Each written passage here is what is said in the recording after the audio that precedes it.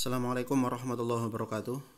Kita masuk ke cabang kedua dari lanjutan pembahasan kemarin, yaitu adalah at-turuq at-tibbiyah li ikhtiyari jinsil janin, atau cara-cara medis untuk memilih jenis kelamin janin.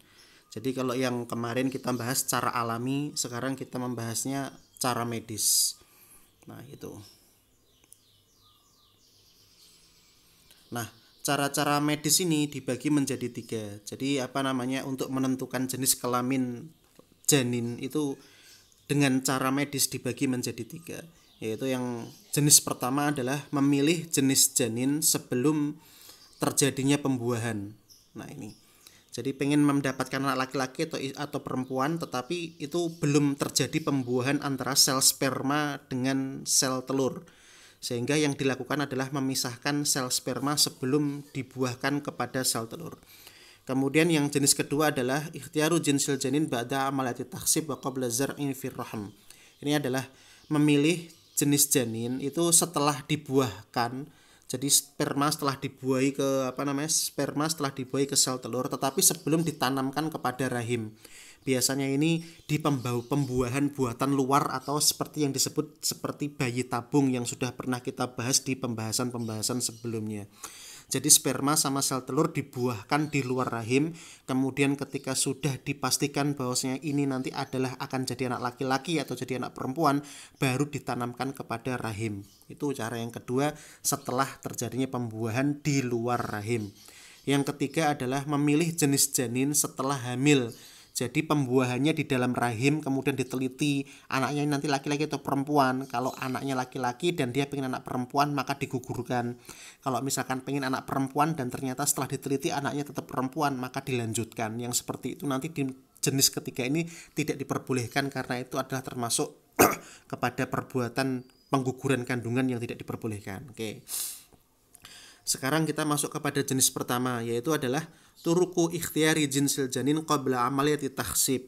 Cara memilih jenis janin sebelum dilakukan adanya pembuahan. Yaitu dilakukan dengan cara apa? Faslul hayawanat al-manwiyah, yaitu dengan cara memisahkan sel sperma. Jadi gini, yahtalifu ar-rajul 'anil mar'ah fi zawji kromosomai wahid min ats-tsalath wal 'ishrina zawj min al-kromosomat al-mawjud fi khalayal insan. Fa fir rajul yatakawan fi hadhihi al-azwat min al-kromosom X wa kromosom Y yarmuzu lahu bil hay'ah XY. Jadi laki-laki, ini saya tulis ya, laki-laki itu kromosomnya itu XY. Nah, sementara kalau perempuan, ini saya tuliskan di sini, kalau perempuan wa fi hinin anal unsa, perempuan tahtawi ala kromosomaini minan nau X wala yahtawi ala kromosom Y wa yarmuzulaha bil birromzi XX. Kalau perempuan itu rumus kromosomnya itu adalah XX. Nah, ini perempuan itu rumus kromosomnya XX. Jadi kalau laki-laki itu XY, kalau perempuan itu XX. Nah, yang menentukan laki-laki atau perempuan suatu anak itu adalah sel sperma laki-laki. Jadi sel sperma itu kan memiliki X sama Y ya. Kalau X yang membuahi XX, nah, perempuan punyanya hanya XX saja, sementara laki-laki punya X sama Y. Kalau X ini membuahi perempuan, membuahi sel telur perempuan, maka jadinya adalah perempuan. Kalau Y ini membuahi kromosom perempuan, maka jadinya adalah XY dan itu nantinya adalah jadinya bayi laki-laki. Sebentar saya jelaskan ulang, saya nyari tempat yang kosong. Oke, di sini sekarang. Jadi gini, laki-laki itu kromosomnya adalah XY, sementara perempuan itu adalah kromosomnya XX. Jadi kalau ada kromosom XX itu pasti perempuan. Sementara kalau kromosom XY itu pasti laki-laki. Nah, ini kan. Perempuan hanya punya kromosom yaitu X saja, perempuan. Sementara laki-laki punya X dan punya Y, laki-laki. Kalau punyanya laki-laki yang X ini membuahi perempuan yang X di sini, maka jadinya adalah perempuan karena nanti jadinya adalah XX, perempuan. Kalau punyanya laki-laki ini yang Y ini nanti membuahi perempuan yang X, maka jadinya adalah XY. Maka kalau jadi XY ini nanti jadinya adalah laki-laki. Nah, maka daripada itu, ini yang punyanya laki-laki ini dipisahkan antara X dan antara Y. Kamu pengen anak laki-laki apa perempuan? Saya pengen anak laki-laki. Maka yang akan dibuahkan kepada sel telur perempuan di luar rahim itu hanya yang Y saja. Nah, yang Y ini dibuahkan di luar rahim dengan cara-cara khusus, dengan cara-cara medis yang dimana dilakukan di lab. Jadi sel sperma laki-laki diambil, kemudian habis itu diambil yang Y saja. Baru kemudian yang Y ini dibuahkan kepada sel telur istri, maka jadilah anak laki-laki. Begitu pula sebaliknya apabila ada anak perempuan,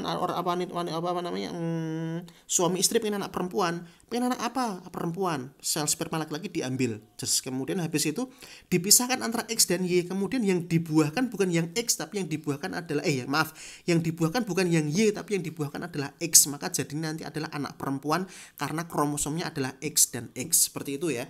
Jadi cara pertama adalah dengan cara memisahkan sel sperma laki-laki ya. Sel sperma ini kan terjadi dari X dan Y, dipisahkan, X-nya dipisahkan, Y-nya dipisahkan. Kalau pengen laki-laki maka Y-nya yang dibuahkan ke sel telur, kalau pengen perempuan maka X-nya yang dibuahkan kepada sel telur. Karena yang menentukan laki-laki atau perempuannya suatu bayi itu adalah sel sperma laki-laki. Itu ya. Kemudian habis itu kok sampai sini. Oke, udah ininya. Nah, ini sekarang cara yang kedua. Jenis yang kedua untuk memilih bayi, jenis kelamin bayi dengan cara medis, yaitu ikhtiaru jinsil janin ba'da amal ditaksib wa qabla zar'i fir rahmi, yaitu dengan cara setelah dibuahkan tetapi sebelum ditanamkan ke rahim. Jadi setelah terjadi pembuahan tapi belum ditanamkan kepada rahim. Ini langsung saja saya jelaskan seperti ini. Sebentar saya nyari ini kosong ya. Ya ini. Jadi gini. Seperti pembuahan di luar rahim yang pernah kita bahas sebelumnya. Jadi sel sperma laki-laki sama sel sperma perempuan itu dibuahkan di luar rahim. Kemudian baru setelah terjadi pembuahan ditanamkan kepada rahim perempuan. Nah, ini begitu pula sebaliknya, begitu pula sama. Jadi sel telur laki-laki, sel sperma laki-laki dibuahkan dengan sel sperma laki-laki dibuahkan dengan sel telur perempuan, dibuahkan menjadi satu.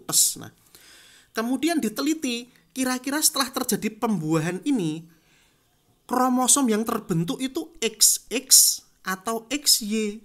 Nah, gitu. Maka setelah terjadi pembuahannya, terjadi pembuahan, sudah berhasil pembuahannya, diteliti oleh dokter. Oh, ternyata hasilnya adalah XY. Maka kalau XY nanti ini jadinya anak laki-laki. Kalau XX jadinya anak perempuan. Nah, seperti itu. Nah, biasanya yang seperti ini, pembuahannya nggak hanya satu saja, tapi ada banyak pembuahan. Terjadi pembuahan di luar rahim. Kemudian sang suami istri ditanya, kamu pengen anak laki-laki atau pengen perempuan? Saya pengen anak laki-laki. Maka dari banyak pembuahan ini diteliti mana yang komposisinya adalah XY. Maka kalau suami istri pengen menghendaki anak laki-laki, maka pembuahan di luar rahim setelah terjadi pembuahan ini diteliti komposisi yang XY ini baru ditanamkan kepada rahimnya perempuan. Seperti itu. Sementara begitu pula sebaliknya, kalau misalkan sang perempuan itu menginginkan anak perempuan, maka di antara banyak pembuahan ini itu dipilih mana yang XX komposisinya. Nah, yang XX komposisinya inilah baru ditanamkan kepada rahimnya perempuan. Sementara yang komposisinya XY tidak ditanamkan. Seperti itu. Jadi pengen memilih bayi laki-laki di pembuahan di luar rahim dengan cara seperti ini. Itu juga bisa dilakukan. Pembuahannya ada banyak. Setelah terjadi pembuahan, dipilih mana yang XY untuk laki-laki dan mana untuk yang XX untuk perempuan. Baru ditanamkan kepada rahim. Nah, yang seperti itu. Itu cara yang kedua ya. Cara yang kedua. Nah, sekarang kemudian cara yang ketiga, ikhtiaru jinsil janin ba'dal hamli, memilih jenis janin setelah setelah terjadinya kehamilan. Ini yang cara yang paling tidak boleh ya. Ini cara yang paling tidak boleh. Fi dhawi taqaddum ala ilmi fa innahu yumkinu ma'rifatu jinsil janin ba'dal hamli fi marhalah al-ula ba'dal usbu.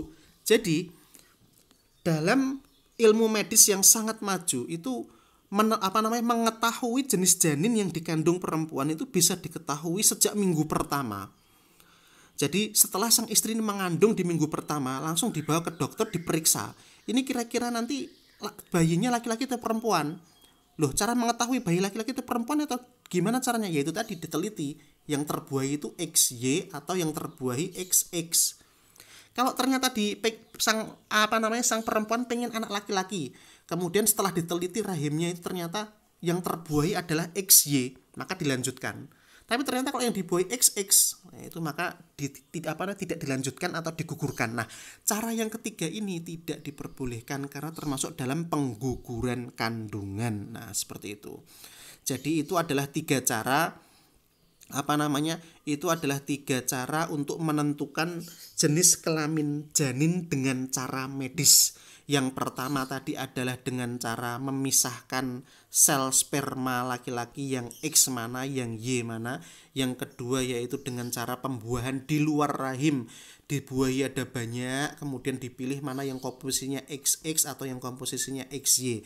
Sementara yang ketiga adalah setelah hamil diteliti mana yang X, mana yang Y, mana yang kira-kira akan jadi anak laki-laki, mana yang kira-kira jadi anak perempuan. Kalau tidak dikehendaki akan digugurkan. Nah, ini adalah 3 cara untuk menentukan jenis kelamin, memilih jenis kelamin bayi dengan cara medis dan tidak dengan cara alami. Nah, adapun untuk cara yang ketiga sama sekali tidak diperbolehkan. Adapun untuk cara 1/2 nanti ada perbedaan pendapat boleh apa tidak dilakukan seperti itu.